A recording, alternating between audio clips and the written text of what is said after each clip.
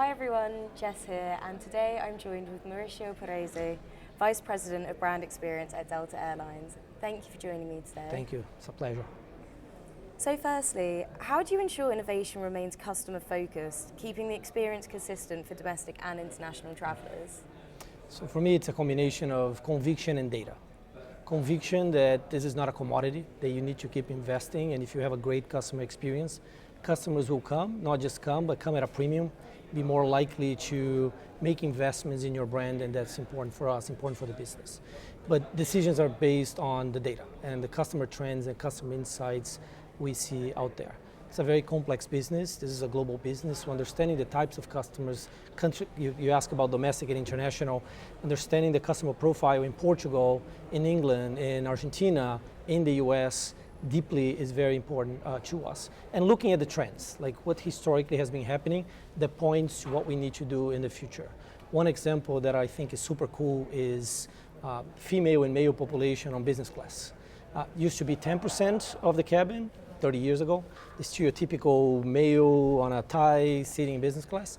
And we're projecting in the next 5 years, female going from 10% to 50% of the balance in that cabin, which from a society perspective is super cool.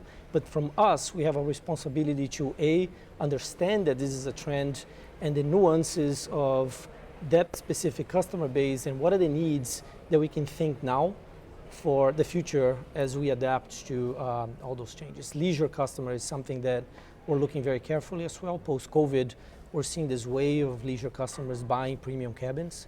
They have a different type of needs. They're paying thousands of dollars out of their own pockets. They want the full experience. So being able to look at those two groups and really personalize the experience based on those needs as we look into the future.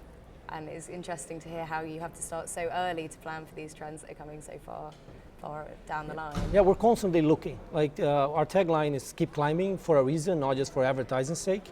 It's really that process of constantly evolving, and the data points us to those things. We have our discussions and really are looking at the next 3, 4, 5 years. Decisions have to be done now to influence that future, and that's what we're doing every day. Great, and we'll speak a little bit more on trends in a second, but firstly, how are you working together with your partner airlines to create a seamless experience for customers? Partners are very important for us. It gives us a global reach that we wouldn't have by ourselves. With our partners, we reach 95% of the world, and that's super exciting for us and our customers. But it's really how Delta approaches the partnership that is different, along with our partners. This is a marriage. It's like dating someone, right? You need to find people who share your values. They don't necessarily are the same as you. They have different needs, they have different interests at times, but they share the same values and the same conviction that this is a long-term partnership. So we spent a lot of time since 1999 with Air France, and then KLM and Air Mexico, Korean, more recently LATAM, China Eastern, and SkyTeam as a whole, making sure that we have a view what's the future. And Delta has an equity investment in several of those airlines to ensure that this marriage is for the long term. And when you have that conviction and you're comfortable with for the long term, your likelihood to make investments from a technology perspective to make sure that experience is seamless, that you can check in any app, any website, that your employee recognizes our partner employees and vice versa, all those things start taking shape and really create a powerful network that we wouldn't have otherwise by ourselves. And when you say this sort of alignment of values, is that predominantly to do with how you view the customer and the customer experience? Is that at the center, or are there other factors at play?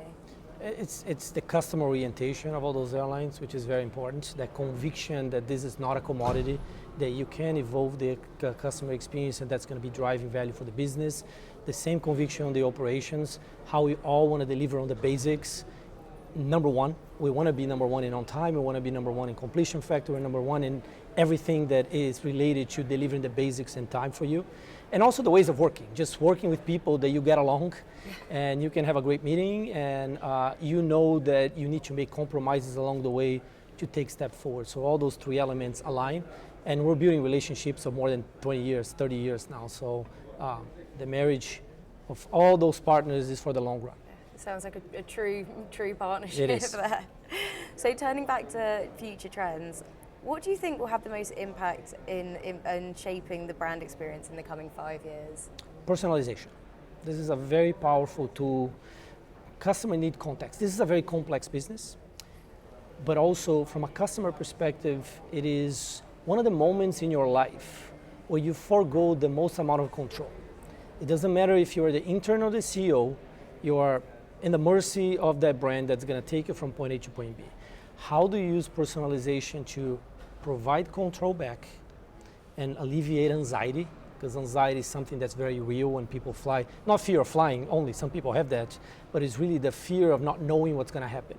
Being able to contextualize your experience and making sure you know, and you have Delta in your pocket or Air France in your pocket, KLM and so on and so forth, that is key. And it's also a huge tool for our employees, right? How can we make sure that our ACS, our airport agents, our flight attendants, our reservation agents know everything about you? Know what happened in the last 3 months, the good and the bad, right? If you are becoming a diamond medallion tomorrow, we need to celebrate. We need to celebrate at the airport, we need to celebrate on the plane. We need to know if you like Coke, orange juice, water, and so on and so forth, and be proactive with those things. But also when things don't go that well, we need to make sure that we fix with personalization and enable our employees to know you may be in a situation that's not desirable and treat that customer accordingly.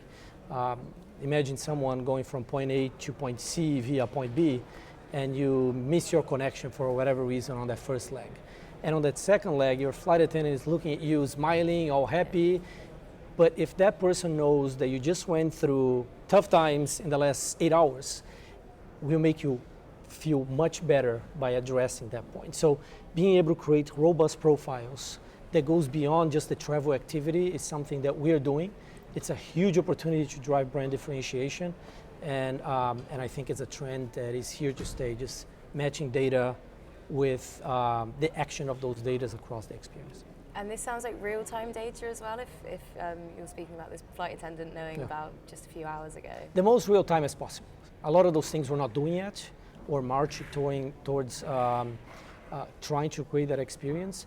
The most on time as possible, but this is a step-by-step process. I mean, we talk about keep climbing in the beginning. There is a journey to be able to get there, and we want to make sure that we take incremental steps towards that improvement, building those profiles every step of the way, and making sure that everybody's traveling with the right context. Fantastic. And what is Delta doing to keep up with expectations of premium travelers? We're coming back from COVID. There's a lot of investments across all cabins to ensure that our product is back. In Delta One, our most premium cabins, we just 2 weeks ago finalized the entire process of bringing the experience that we feel is the right experience back. That is that paced experience with your warm nuts, your appetizer, your salad, and along the way. And we're getting there, and it's exciting. Delta Premium Select, which is our premium economy, huge trend. We're seeing a wave of people willing to pay a little bit more for that experience, especially on the leisure side. So we're equipping all airplanes with that. And very exciting, Delta last year made a bold decision of bringing free Wi-Fi across the entire network, all our 1,400 airplanes. This is a process that we're well underway. By the end of this year, we're going to have 700 airplanes, free, fast Wi-Fi. We believe that if you can have Wi-Fi in the streets, you should expect this in the air, and drives a ton of productivity for our customers. Imagine you're flying from 6, 5, 2 hours, and being able to operate the same way as you would on the ground is pretty magical. I mean, I'm sorry for people that were expecting to come on board the airplane and not work because you didn't have Wi-Fi. Now you're going to have to, because you have no excuses anymore. Fantastic. Well, thank you so much for joining me today. It's been a pleasure to meet you. Thank you so much.